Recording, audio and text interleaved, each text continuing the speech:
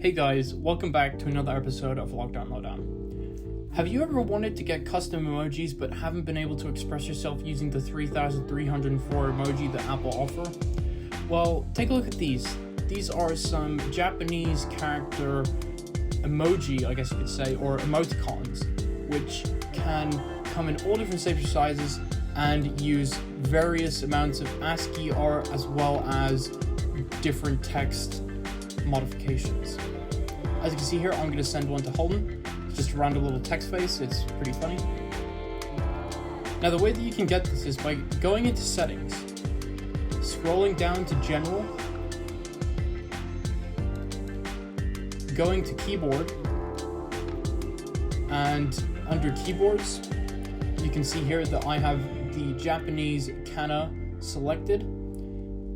To add or remove a keyboard, you can click the edit option to remove it, and to add a new keyboard, you press add new keyboard and scroll to the one that you want. What we're looking for is the Japanese option. As you can see here, I kind of messed up a bit. I kind of lost my place, but not to worry. Eventually, I find the Japanese option. What you can do is then tap on that and add the kana option. Then it should appear in your settings.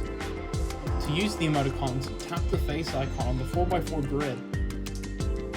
To then switch back to regular emoji, just tap the emoji face. To switch back to English, press and hold on the world icon and drag your finger on the language option that you want. You can combine the emoticons with regular text for a quirky effect on your text messages.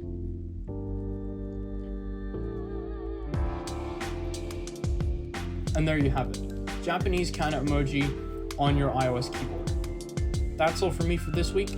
Stay tuned for episode 6. Lowdown, out.